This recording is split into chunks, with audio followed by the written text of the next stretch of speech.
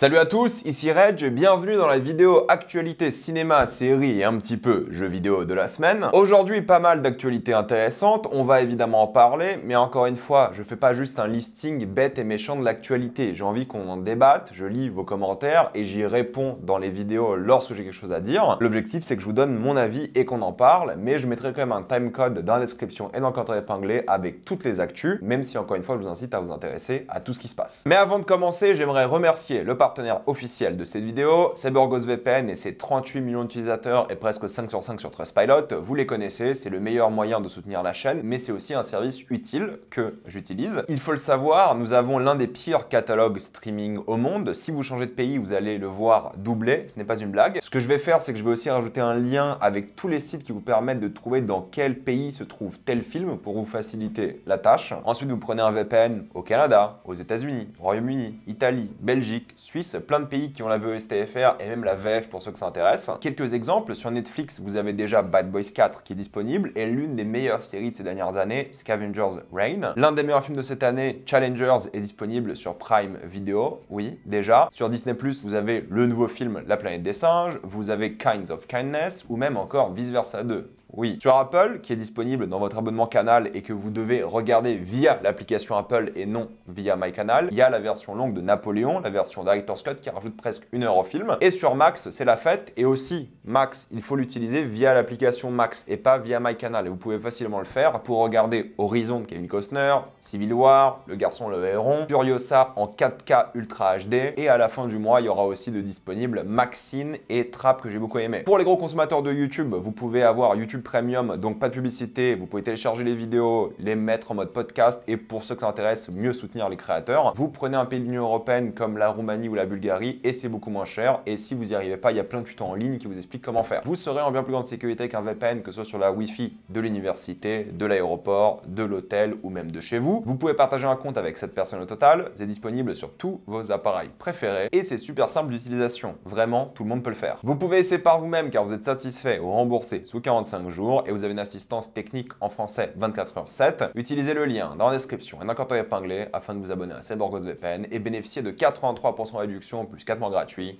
Foncez sur l'offre. On commence avec Hugh Jackman qui va retourner au cinéma pour faire de la musique dans un film avec Kate Hudson dans lequel ils vont créer un groupe hommage à Neil Diamond et je suis très content pour Hugh Jackman parce qu'en vrai ça se voit clairement qu'il est hyper heureux lorsqu'il fait du théâtre, lorsqu'il fait de la musique, lorsqu'il fait Broadway, donc le revoir chanter dans un film ça va être excellent. Knull ou Null, je sais pas comment on dit, dans Venom 3 aura le droit à son introduction mais il prépare possiblement un film dessus. Je pense qu'on le verra à peine dans Venom 3, ce sera tellement pas son film, peut-être en scène post-générique ou moins que ça, mais Sony ont envie d'utiliser le personnage, le roi des symbiotes des BD, pour en faire des films, et vu qu'ils ont fait Venom en mode anti-héros, pourquoi pas faire un film avec Null en personnage principal, ça me semblerait pas choquant, je m'attends pas à la qualité avec les projets Sony, mais bon, on sait jamais ce qui peut se passer. C'est confirmé, mais le jeu que j'ai commencé en stream hier, Until Dawn, sortira en version cinéma en avril 2025, et c'est vrai qu'avant de jouer au jeu, j'ai joué 3 heures pour ceux qui ont suivi le stream, c'est vrai que je savais pas dans quelle direction ça va aller, parce que clairement, le jeu c'est déjà une sorte de film interactif et maintenant que j'ai joué un peu au jeu je comprends, il y a une sorte de lore, il y a une sorte de contexte, il y a une histoire qu'ils peuvent vraiment développer, exploiter, donc en réalité pourquoi pas, je reste curieux, j'attends de voir les premières images et je finirai le jeu je pense cette semaine en stream. En termes de bande-annonce, c'est la bande-annonce du prochain film d'Osgood Perkins de Monkey qui a été révélé, ça a l'air pas mal, en tout cas visuellement, si le scénario suit, moi je suis chaud parce que j'aime bien les visuels du réal, mais c'est le scénario moi où ça m'a dérangé récemment, mais c'est vrai que là le film sort le 19 février, l'ambiance a l'air à la fois comique et horrifique, je pense que ça peut le faire, je pense que ça peut être divertissant, je pense que ça peut être vraiment bien foutu, donc j'y crois. Un peu comme le prochain film qui s'appelle The Legends of Oki, ou Ochi, je ne sais pas, le nouveau film d'A24, qui a été fortement critiqué pour plein de raisons. Premièrement, il y a plein de gens qui disent que ça ressemble à de l'IA. Il y a tellement de gens qui ont dit ça que les gens qui ont travaillé sur le film ont dû aller sur Twitter et prouver au monde entier que c'était pas l'IA, parce qu'ils ont bossé des années et des années pour faire tout ce qui est marionnette, pour faire tout ce qui est visuel, et le film a l'air visuellement hyper impressionnant. Apparemment, c'est le premier film pour enfants d'A24, entre guillemets, mais en termes d'esthétique, d'ambiance, de visuel, ça a l'air génial. Alors oui, il y a des effets de caméra qui sont beaucoup repris par les IA, mais aujourd'hui, c'est ça le souci, c'est que les IA imitent et copient à une intensité tellement forte que c'est devenu un style à part entière, entre guillemets, vous me comprenez bien, hein. Ce style lisse, un peu dégueu, moche, avec des mouvements peu naturels, et lorsqu'un film reproduit un style plus ou moins similaire, il est insulté, parce que c'est une insulte, de film par IA, et ça c'est hyper dommage, parce que tu vois qu'il y a énormément de travail qui a été mis dedans, le film a l'air génial, moi j'y crois, un film de fantasy avec une créature, des enfants, Willem Dafoe, incroyable, il n'y a pas de date en France, mais c'est triste que des créateurs, scénaristes, réalisateurs, des gens qui ont bossé sur les effets spéciaux, doivent maintenant se justifier qu'ils n'ont pas utilisé d'IA, parce que ça ressemble à ce que fait l'IA, et ça c'est l'un des grands dangers de l'IA, mais on en parle juste après. C'est confirmé, mais le prochain film Hunger Games sortira en novembre 2026, le tournage commencera en deuxième partie de l'année 2025, et sera adapté du livre qui sort donc en février ou mars 2025, et ils l'ont dit, hein, Hunger Games, ils vont faire des films tant que ça sera adapté de livres. Et là, vu qu'il y a un nouveau livre qui sort, ils préparent déjà la production du film dans la foulée, donc on aura possiblement encore plein de films Hunger Games, du moment qu'ils respectent évidemment l'auteur et son travail. Virginie Efira et Jodie Foster joueront dans un film français qui s'appellera Vie privée. C'est un film de Rebecca Zotowski, et je suis assez content de voir Jodie Foster faire du cinéma français. Elle parle très très bien français, peut-être même mieux que beaucoup d'entre nous honnêtement, donc je suis très curieux de savoir ce que ça va donner. De toute façon, c'est une actrice formidable, et le combo Virginie Efira, Jodie Foster, moi j'y crois. Certains d'entre vous ont déjà commencé la saison 2, mais Tulsa King est en pleine diffusion. J'ai regardé les premiers épisodes, les 3 premiers. Honnêtement, je trouve ça beaucoup moins bien que la première saison, et je suis même pas sûr de continuer la saison en question. On verra bien. Mais il faut savoir que la saison 2 a souffert de beaucoup de drama. Terence Winter, le showrunner, s'est barré de la saison, mais il bossait encore en tant que producteur et scénariste dessus. Puis il y avait plein d'embrouilles avec tout le monde. C'était le bordel. Une saison 2 bordélique. Vous savez, Stallone a dû se justifier plein de fois sur les réseaux. C'était le vrai bordel lors du tournage et après. Bref, ça n'allait pas du tout. Et honnêtement, cette saison 2, on le ressent. Je vais pas vous mentir, il y a eu une baisse de qualité assez choquante, et on sait maintenant peut-être pourquoi. Xavier Dolan confirme qu'au final, le film qu'il fera ne sera pas un film d'horreur, son prochain, mais un film de genre, ce qui me déçoit un petit peu, entre guillemets, parce que Xavier Dolan en film d'horreur, j'aurais bien aimé voir ça. Si on parle d'horreur, entre guillemets, c'est American Psycho qui sera donc de retour. Une nouvelle adaptation du livre sera faite par Luca Guadagnino. Le film de base ne respecte pas énormément le livre. Je pense que Luca est le réalisateur parfait pour ce film, et il y a des gens qui ont dit non, ça sert à rien de faire un remake. Moi, je suis pas d'accord. American Psycho, je trouve que c'est un film qui est ok. Au fait, ce qui est intéressant, c'est la critique de la masculinité, du capitalisme, du matérialisme, toutes ces choses-là. Mais à partir d'un moment, moi, je pense qu'en tant que film, il se perd un petit peu. Je l'aime bien, hein, je dis pas, mais je trouve assez moyen, au final, un peu surcoté d'ailleurs ces dernières années, et je pense qu'un remake peut créer un vrai sentiment de fraîcheur et une vraie bonne nouvelle adaptation. Le seul souci que j'ai, moi, par rapport à ça, c'est que je me demande dans quelle direction ils vont aller. Est-ce qu'ils vont rester à New York? Est-ce qu'ils vont aller à LA? Parce que le monde a changé en 25 ans, et j'aimerais bien qu'ils s'adaptent au nouveau monde. American Psycho, c'est les années 2000, c'est pas le même monde, c'est pas le même univers, et ça serait cool d'adapter ça à ça, plutôt que faire un film d'époque entre guillemets. Ça serait peut-être aussi intéressant pour un personnage féminin, pour le coup. Vous allez dire, non mais c'est complètement con, dans le livre c'est un homme et tout. Ouais, mais pourquoi pas pour un personnage féminin, pour parler de la masculinité toxique et de l'impact que ça a sur les femmes et la manière dont elle aussi peut faire preuve de cette toxicité. Je m'en fous honnêtement que ce soit un homme ou une femme, mais j'essaie de renouveler un peu la formule pour que ce soit pas vraiment trop répétitif. Peut-être ils veulent vraiment se coller au bouquin et être plus fidèles, et dans ce cas-là c'est très bien aussi, hein, je dis pas, mais je suis en train de réfléchir à comment réinterpréter cette œuvre pour que ça ait une logique et un sens en 2025-2026. Parce que si c'est pour faire le même film, ça n'a aucun intérêt. Il faut vraiment qu'ils changent des choses. Et on peut changer plein de choses différentes par rapport à cette œuvre. Donc je pense qu'un remake peut être intéressant, ou une nouvelle adaptation, peu importe. Et je suis pas contre, et je trouve que Luca est un choix absolument génial pour ça. Et évidemment, la grosse rumeur, c'est que ce soit Jacob Elordi qui reprend le flambeau. On verra bien. C'est pas un mauvais choix, même si je le trouve un peu inspiré. J'aimerais bien qu'il tente un truc intéressant en termes de casting, tu vois. J'avais proposé sur les réseaux quelqu'un comme Glenn Overton, parce que je l'avais adoré dans Blackberry, et il m'avait fait ressentir un peu ce délire American Psycho. Ou peut-être essayer un truc un peu différent, genre Emma Darcy.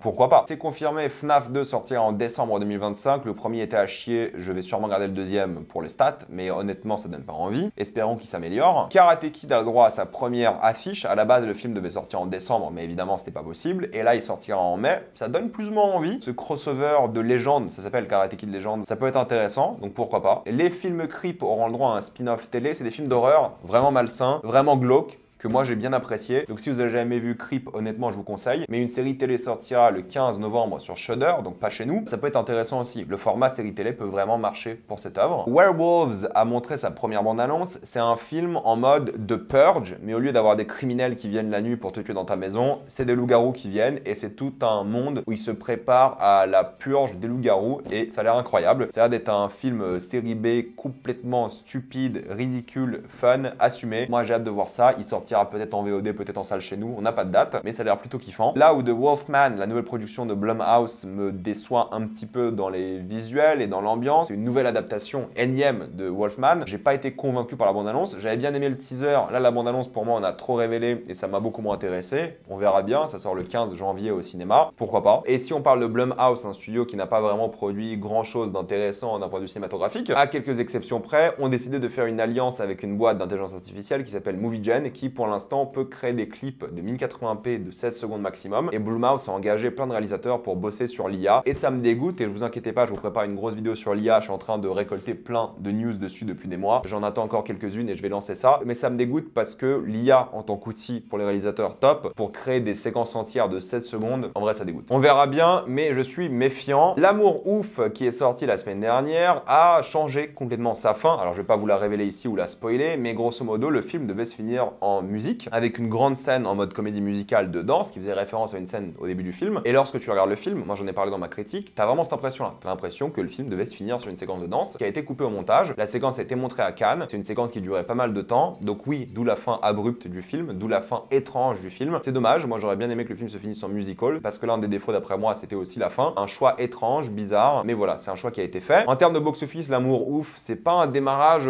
convaincant pour le coup, c'est 150 000 entrées, dont 50 000 entrées en avant-première lors de sa première semaine d'exploitation, ses 5 premiers jours d'exploitation disons. C'est loin de succès comme le Monte Cristo qui a fait 1 million la première semaine. Je m'attendais à ce qu'il fasse plus, je pense que le bouche à oreille sera convaincant, les gens aiment généralement ce film, donc je pense qu'il va bien marcher au final, mais c'est vrai que c'est un début assez timide. Là où Smile 2 cartonne avec 46 millions au box-office international lors de son premier week-end d'exploitation pour un budget de 17 millions, je pense que son budget a quasiment été rentabilisé déjà, ça sera un énorme succès. J'en ai parlé aussi dans ma critique pour ceux que ça intéresse, je pense que c'est bien parti pour en avoir un troisième assez rapidement. Et Never Let Go, le Aja, au final c'est un échec. Moi en plus je suis même pas allé le voir, pourtant j'aime bien Aja, mais ça m'a pas du tout donné envie. 20 millions de budget pour 20 millions au box-office ou un truc comme ça, c'est assez mauvais malheureusement, mais c'est aussi pas surprenant. Sur Apple TV+, c'est la bande-annonce de Silo qui a été diffusée. Alors juste un avertissement, si vous n'avez pas vu la première saison, ne regardez pas la bande-annonce de la deuxième car elle spoil toute la fin de la première saison. Regardez Silo, c'est excellent. Et la bande-annonce de la saison 2 m'a donné envie, je vais pas trop en révéler ici pour ceux qui l'ont pas vu. Je sais pas dans quelle direction ça va aller, ça m'a mis beaucoup de doutes sur ce que va être cette saison 2, mais elle sort le 15 novembre et on en parlera évidemment à la fin de sa diffusion. A été annoncé un film qui s'appelle De Gorge avec Anya Taylor-Joy et Miles Taylor. C'est l'histoire de deux tours opposées face à face qui regardent donc une sorte de ravin, côté US, côté russe, qui doivent donc protéger le monde d'un mal qu'ils trouvent dans ce ravin. C'est un film Apple TV+, qui sortira donc en 2025, réalisé par Scott Derrickson. Pourquoi pas, moi j'aime bien les gros films de monstres, ça peut être cool. Slow Horses, qui vient de finir sa 4e saison, j'en parle bientôt, vous inquiétez pas en vidéo, a été renouvelé pour une 6e saison. Je sais pas si vous le savez, mais Slow Horses, en fait, il filme 2 saisons à chaque fois. En gros, quand vous finissez la 4e saison, vous avez déjà les extraits de la 5e, et lorsque la 5e sera diffusée, vous allez avoir les extraits de la 6e. Et je suis content, parce qu'honnêtement, je peux bouffer du Slow Horses comme pas possible. C'est 6 épisodes de 45 minutes à chaque fois, tous les ans, voire parfois 2 fois par an. C'est royal, et c'est trop bien. Donc bon, on en parlera bientôt sur la chaîne. Bonne nouvelle aussi pour Shrinking saison 3, qui a été officialisée. La saison 2 vient de commencer cette diffusion, et apparemment les chiffres sont très bons, s'ils l'ont déjà officialisé. J'ai pas encore regardé la saison 2, mais j'ai très hâte, et on en parlera aussi dans une vidéo mensuelle de bilan. Sur Amazon Prime Video, c'est la date de sortie d'Invincible saison 3 qui a été officialisée. Ça sera le 6 février, et bonne nouvelle, il n'y aura plus de pause de mi-saison. Ils vont tous sortir d'un coup, et Dieu merci. La pause de mi-saison, pour moi, a vraiment gâché la hype et l'énergie et la dynamique qu'avait la saison 2. Pourtant, la saison 2 est très bien, mais le rythme de diffusion, pour moi, a tout gâché. Là, 6 février, les 8 épisodes d'un coup, on va se régaler. Red One, le film qui sort au cinéma en novembre avec Dwayne, Chris Evans, tout ça, 250 millions de budget, dont apparemment 50 millions de budget juste pour les retards de The Rock. On attendra confirmation sur ça. Jamais de la vie, il fera au box-office 600-700 millions, c'est sûr. Mais c'est un film Prime Video à la base. C'est juste qu'ils en profitent pour sortir en salle, ce qui est une bonne idée, une bonne stratégie. C'est la stratégie qu'il faudrait d'ailleurs avoir, mais pas de date de sortie chez nous. Je pense que chez nous, ça sera directement en streaming. Et c'est pas si grave, j'ai envie de vous dire, le film a pas l'air ouf. Donc au pire, à la maison ou au cinéma, ça change pas grand chose pour ce genre de film. Bonne nouvelle pour Fallout, dont le tournage commence en novembre. Donc j'imagine pour une sortie en fin d'année prochaine, si on a de la chance. Donc attendre 1 an et demi entre 2 saisons, c'est pas mal. On en parlera d'ailleurs bientôt dans une vidéo que je sortirai, promis,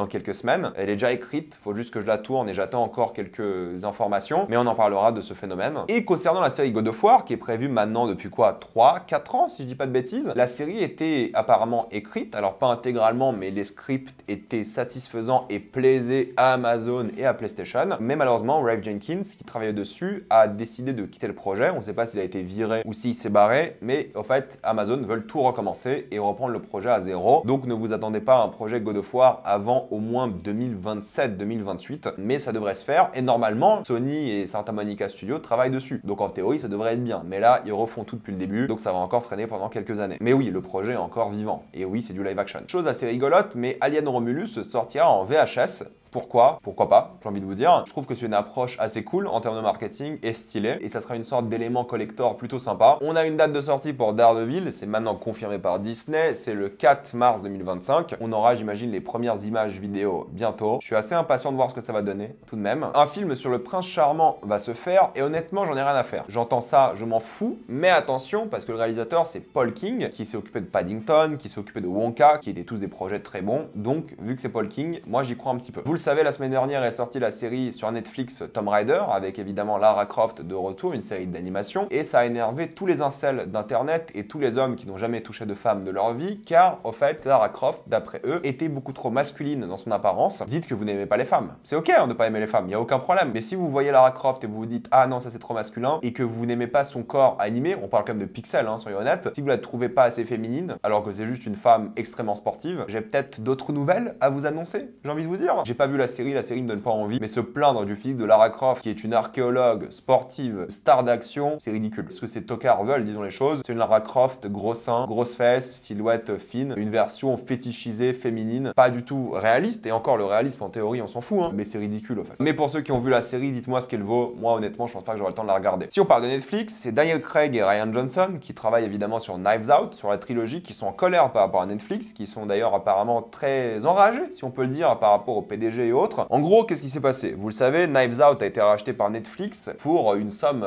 énormissime de 450 millions. C'était genre 100 millions pour Craig, 100 millions pour Johnson et le reste pour faire les films. C'est pour ça aussi que le troisième, je sais pas si vous vous rappelez mon actualité que j'avais révélé il y a quelques semaines, il coûtait 200 millions parce qu'il fallait consommer ce budget. Il faut savoir que le premier Knives Out avait rapporté, je crois, 300 millions au box-office international pour 30 millions de budget. C'était un énorme carton, d'où le fait que Netflix l'ait racheté. Ils ont racheté la licence, ils l'ont diffusé sur Netflix et Daniel Craig et Johnson sont en colère, surtout Craig, qui trouve le modèle de Netflix, le business model de sortir uniquement sur la plateforme à chier. Il a dit ouvertement et il déteste ce business model de sortir des films comme ça qui sont oubliés à vie sur les plateformes. Et il a raison en réalité. Un film sur les plateformes sera bien moins mémorable qu'un film qui sortira au cinéma parce que les gens vont faire le déplacement et tout. Je vais pas me répéter, j'en parle souvent. Il est en colère par rapport à ça, Ryan Johnson aussi. Et il y a plein de gens qui se sont dit non mais les gars, vous êtes pas sérieux. Vous signez un contrat avec Netflix. C'est normal que votre film sorte pas en salle. Vous connaissez le business model, arrêtez de vous plaindre. Alors oui, en théorie, ils auraient dû se méfier, mais attention, parce que Netflix a toujours sorti leurs films en salle. C'est juste maintenant qu'ils sont encore plus agressifs par le fait de ne jamais les sortir en salle. Avant, rappelez-vous, Irishman, la condition de Scorsese, c'était de sortir le film en salle. Et ils ont sorti Irishman en salle. Alors pas chez nous, chronologie des médias, tout ça, mais Irishman était sorti en salle. Alors pas une sortie pendant des mois et des mois dans plein de salles à travers le monde, mais il y avait plein de cinémas qui le proposaient. Et le pire, c'est qu'ils ont fait la même chose pour Knives Out 2, qui était diffusé en salle 2 semaines avant la sortie de Netflix, avait cartonné. Il avait tellement cartonné et ça rapportait tellement d'argent à Netflix que Netflix ont décidé de le retirer du cinéma. Au fait, Netflix, ils sont en guerre contre le cinéma. Une guerre qui, d'après moi, ils sont en train de perdre parce que les gens retournent de plus en plus au cinéma et les gens adorent le cinéma. Mais du coup, ils ont préféré sortir Knives Out 2 en salle pour le diffuser sur Netflix et c'est tout. Alors que ça rapportait de l'argent, les gens allaient le voir en salle. Et au fait, je trouve que Daniel Craig et Ryan Johnson sont moins critiquables de ce point de vue-là parce que Netflix a sûrement dû leur promettre, comme ils le font à tous les réals, qu'il y aura une vraie sortie salle. C'est comme Greta Gerwig. Elle dit la même chose en ce moment. Elle bosse sur Narnia, vous le savez. Elle fait 2 films Narnia pour eux. Mais elle veut que les films sortent en salle. Et Netflix ne veulent pas. C'est ça le souci. Mais Narnia en salle, par Greta Gerwig, ça fait des millions au box-office, voire même le milliard. Et Netflix met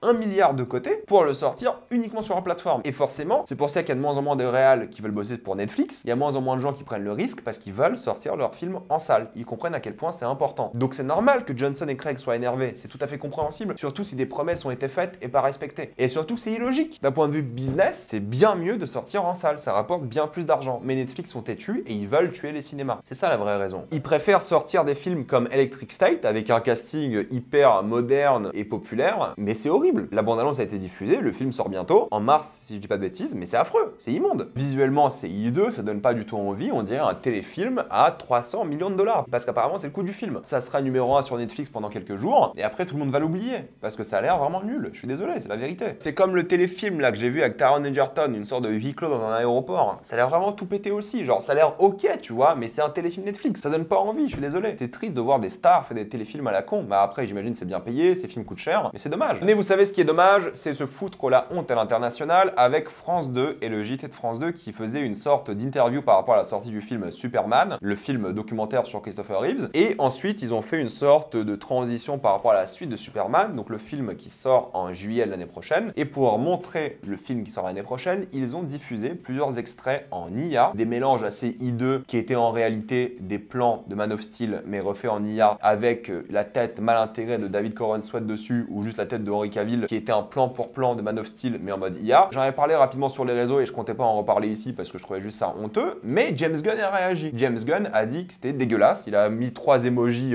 vomis, et en fait vous vous rendez compte du problème que c'est? Genre là, JT de France 2, des millions de téléspectateurs, des millions d'impressions sur les réseaux qui diffusent 10 secondes d'images d'IA de soi-disant le prochain film Superman. C'est de la désinformation, c'est du mensonge, et ça gâche la campagne marketing, parce que là, il y a des millions de Français qui ont vu l'extrait, et ils se sont dit, oh putain, le prochain Superman, il est un peu moche. Bah ouais, parce que c'est pas le prochain Superman, et le pire, c'est qu'il y a des images de Superman. Il y en a 2 qui ont été diffusées. Bon, la première était pas folle, on est d'accord, mais bon, ça allait, et il y a une deuxième qui a été diffusée avec Crypto, là, récemment, on en parle dans quelques secondes. Mais là, c'est normal que James Gunn soit énervé. C'est dégueulasse, c'est un mensonge, et ça induit en erreur des millions de personnes qui vont se dire, non, j'ai pas envie de voir ça, ça a l'air moche. Parce que c'est faux. France 2 n'ont rien dit, ils ont pas dit que c'était des images d'IA, on dirait juste le stagiaire qui a tapé Superman trailer, alors que le film aura bientôt une bande-annonce. Tu vois, dans quelques semaines, à la fin d'année ou début d'année prochaine, il y aura une bande-annonce, des extraits et tout du film. Ils pouvaient juste montrer les 2 images, quoi, ou l'image en question, tu vois, c'est ridicule. Tout ça pour avoir du contenu, c'est dégueulasse, c'est stupide, et c'est de la désinformation qui fait du mal au cinéma, à l'art et au travail journalistique, tout simplement. Donc c'est normal d'être écœuré. Et James Gunn a tout à fait raison d'être écœuré aussi. C'est dégueulasse. Et pour parler de Superman, il y a une image qui a été donc transmise avec Superman et Crypto, le chien, et il y a plein de gens qui ont critiqué ça sur les réseaux en mode ouais, ça a l'air trop fun, trop kitsch, trop coloré et tout.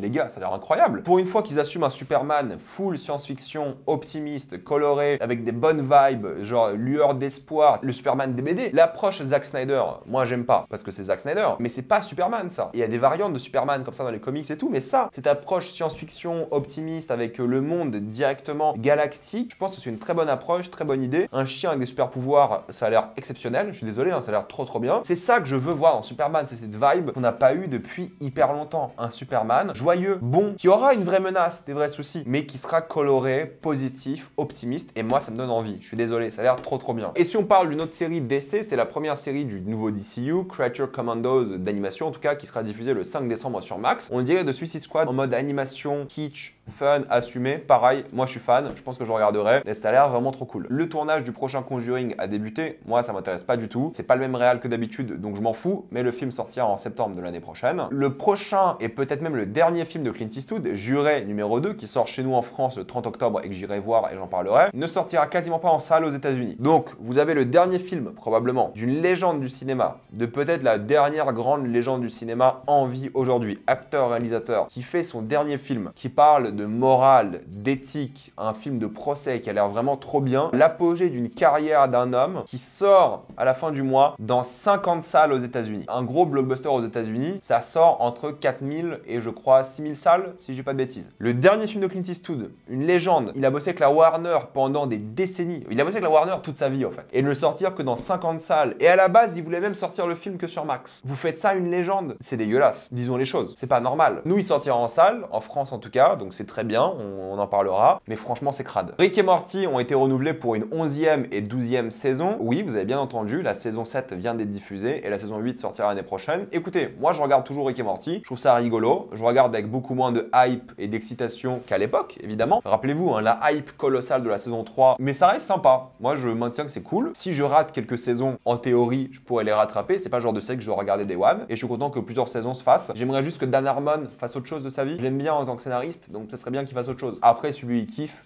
qui continue de kiffer. Le film Gollum sera au final en une seule partie, mais en échange, un autre film Seigneur des Anneaux sera fait pour l'année de Gollum. Donc en gros, il y aura Gollum en 2026 et l'année d'après, il y aura un autre film Seigneur des Anneaux. On sait pas lequel, mais on peut bien s'imaginer que ce sera un préquel à la con ou sur Aragorn ou un autre personnage comme ça. Donc on va en bouffer du Seigneur des Anneaux. Au moins, on va le bouffer au cinéma, ce qui est une bonne chose parce que franchement, à la télé, c'est pas bien. Dune Prophecy a montré sa nouvelle bande-annonce. Oui, c'est Dune Prophecy en mode full politique, pas trop action, mais surtout politique, qui sortira le 17 novembre. On en parlera, ça a l'air intéressant, on va voir ce que ça donne. Dune Messiah, pour le coup, va commencer sa production au final, donc son tournage en 2026, donc ça sera compliqué pour une sortie fin 2026, mais ils travaillent vraiment dessus et ils ont envie de faire ce projet assez rapidement au final. De toute façon, à chaque fois que Denis Villeneuve y parle, tu sais pas trop ce qu'il dit, tu sais pas sur quel projet il travaille, mais visiblement Dune est la priorité maintenant pour une sortie peut-être ou fin 2026 ou début 2027. Et pour l'instant, il n'y a toujours pas de scénario pour House of the Dragon saison 3. Qu'est-ce qu'ils foutent? Qu'est-ce qu'ils attendent? Bref, on en parlera dans une vidéo, ça, parce que c'est juste pas normal de mettre autant de temps à écrire un scénario. Genre, normalement, le scénario de la saison 3 aurait dû être fini avant la diffusion de la saison 2, dans un monde normal de série télé. Quelques news jeux vidéo avec Spider-Man 2 qui n'aura pas de DLC ou extension, c'est un peu dommage. Est-ce que ça veut dire qu'il n'y aura pas du tout de spin-off non plus sur Venom? Est-ce que c'est à cause des leaks, justement, qu'ils évitent ça? Je ne sais pas, je me pose la question. C'est un peu dommage parce que moi j'ai bien aimé le jeu et j'aurais aimé retourner dans le monde de Spider-Man, mais ça sera pas le cas, avant un long moment j'imagine. Et le jeu sortira sur PC le 30 janvier, ce qui est assez tôt, mine de rien, pour un jeu Sony, genre un an et demi plus tard, même pas un an et demi, un peu moins. Mais bon, voilà, c'est dommage pour les fans qui voulaient plus de Spider-Man et cool pour les joueurs PC qui ont profité de ce jeu, qui est vraiment cool pour le coup. Silent Hill a dépassé les 1 million de ventes, ce qui est une bonne nouvelle, c'est un grand succès, j'ai envie de me le faire, mais j'ai pas le temps. Et Blooper, les développeurs, ont annoncé leur prochain jeu qui s'appelle Chronos, qui est un jeu d'horreur, pareil, qui sortira pour 2025, une nouvelle licence, et la bande-annonce est assez intrigante, on dirait un peu du Dead Space, et ça donne quand même envie. It Takes Two a dépassé les 20 millions de ventes, ce qui est pas étonnant, c'est sûrement le meilleur jeu couch co-op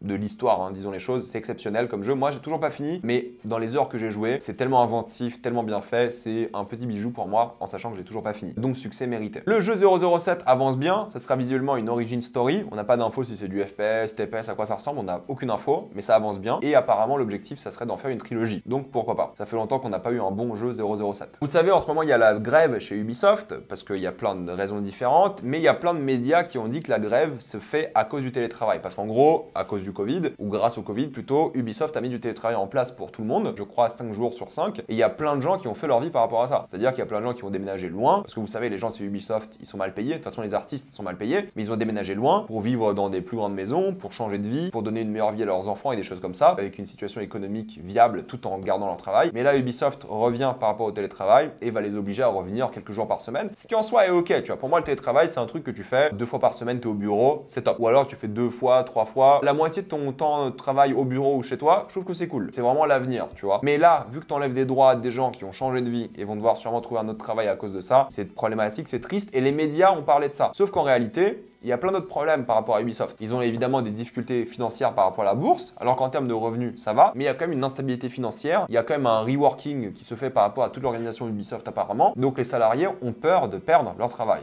Forcément, il y a ça. Il y a des problèmes par rapport à l'intéressement de la boîte, forcément, c'est lié aussi à la bourse et aux performances de la boîte. Il y a des problèmes de management, des problèmes de paye, un futur incertain, des jeux qui sont décalés, voire annulés. Bref, c'est un avenir difficile, on soutient les gens qui font grève, c'est pas facile, mais je vous mets aussi un lien dans la description avec un détail de tout ce qui se passe, parce qu'il y a plein de médias qui ont parlé juste du télétravail, alors qu'il y a bien plus que ça. Cette semaine, j'ai pas vraiment de réponse à faire par rapport à la vidéo actualité de la semaine précédente, il n'y a pas eu de grandes choses à dire, sauf peut-être le fait que oui, il y a un nouvel éclairage, et ça sera maintenant ça l'éclairage définitif de la chaîne. À partir de maintenant, même si certaines vidéos, comme par exemple ma vidéo sur Monsieur Aznavour, qui sort demain, a été tournée avec l'ancien éclairage et il y a quelques semaines, mais oui, les sorties la semaine, c'est ça, c'est Monsieur Aznavour, on en parle demain. C'est de Killer que je ne regarderai pas, je pense. Franchement, vous faites pas du mal. N'allez pas en salle voir ça, allez voir l'original, ça a l'air déjà beaucoup mieux, je vais pas m'infliger ça. Je suis désolé, ça m'intéresse plus. Je me suis déjà infligé des remakes tout pourris cette année, j'en ai ras le cul, je ne regarderai pas ça au cinéma. Transformers One, je sais pas si j'aurai le temps de le voir ou le critiquer, je vais voir ce que je peux faire, mais c'est incertain pour le coup. Dans tous les cas, j'en parlerai dans un bilan en fin de mois si j'avais pas le temps de le faire en critique à chaud. Loup-garou de Netflix, ça j'en parlerai, non pas parce que j'ai envie, mais je pense que ça va bien marcher, mais ça a l'air vraiment à chier. Don't Move, je sais pas si j'en parlerai en vidéo critique à chaud, ça dépend si le film est vraiment bien, ça sort sur Netflix ce vendredi, ça a l'air assez intéressant. Sur Prime Video, il y a l'adaptation du jeu vidéo Yakuza Like a Dragon qui sort. sort. Je pense pas que j'aurai le temps de la regarder, mais pour les fans de Yakuza, ça peut être pas mal. Ça sort ce jeudi. Hellbound aussi sur Netflix. Moi, j'avais beaucoup aimé la saison 1, mais je pense pas que j'aurai le temps de voir la saison 2. Mais Hellbound, ça sort aussi ce vendredi sur Netflix. What We Do in the Shadows, ça sort aujourd'hui. Je sais pas si ça sortira en France sur Canal dès aujourd'hui, mais voilà, la série commence sa diffusion de sa dernière saison aujourd'hui et j'ai hâte de la voir cette saison pour le coup. Et aussi la saison 2 de Lioness, qui était une série Paramount assez sous-cotée. Moi, j'avais bien aimé la première saison, mais bon, la deuxième saison sort ce dimanche. Est-ce que j'aurai le temps de la regarder?